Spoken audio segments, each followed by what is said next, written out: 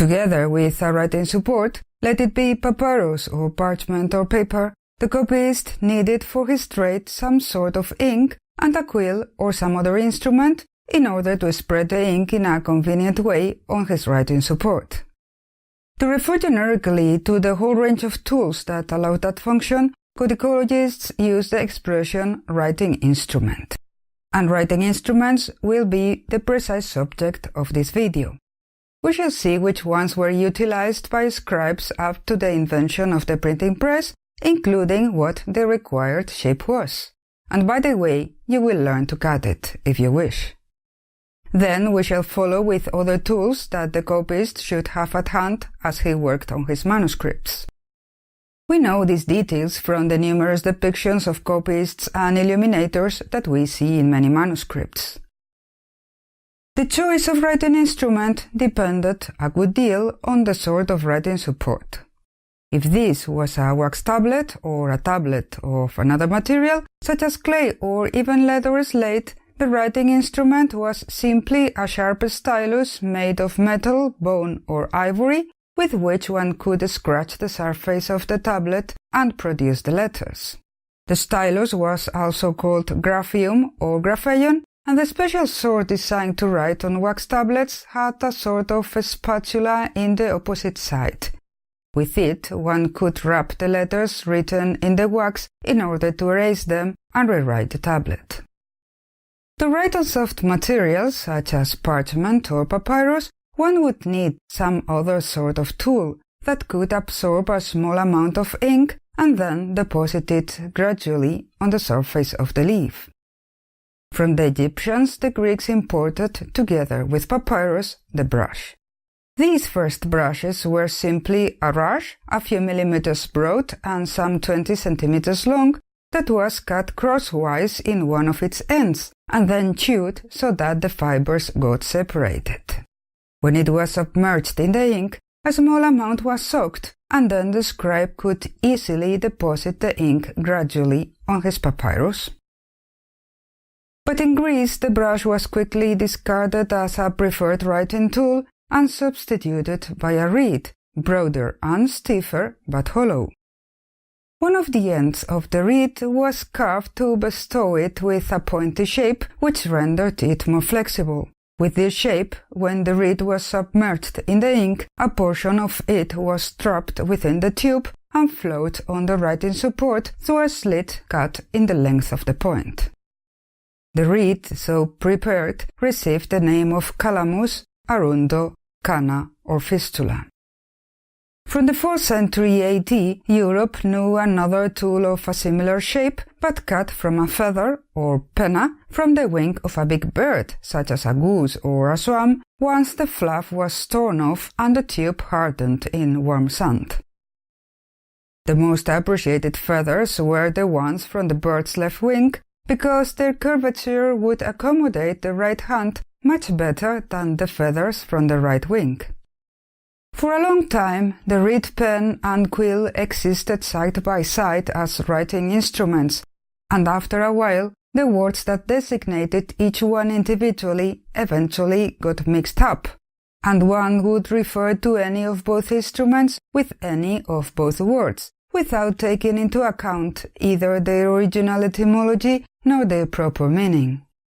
The most important part of the quill was the writing end, called nib. The nib was divided in two by the slit or channel through which ink flowed, and the two legs could be symmetrical or asymmetrical. If the nib is sharp and pointy, the copyist can write with it quite quickly, and all the strokes are of a similar width. Paleographers designate this sort of writing as light.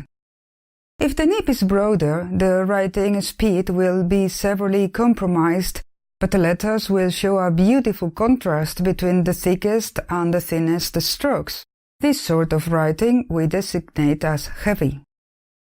Further, in this last case, it can be that the nib is carved horizontally, so that the final cut is perpendicular to the slit, or at an angle, either to the left or to the right. Again, the direction of the nib cut will be shown in the writing, this time in the direction of the thickest and thinnest strokes, and that is what we call the writing angle. To carve his quill, the scribe had a penknife, and because during the course of the writing the nib wore down very quickly, to the point that today we can observe the effects of that wearing out in the writing of many manuscripts, the copyist resharpened his quill continuously with the same penknife he had originally used to carve it, or maybe with a whetstone or pumice or some artificial imitation of any of both. Many manuscripts have preserved, usually on their flyleaves, probationes pennae, that is, doodles and scribbles or loose words or bizarre sentences that copyists or readers wrote while trying their quills.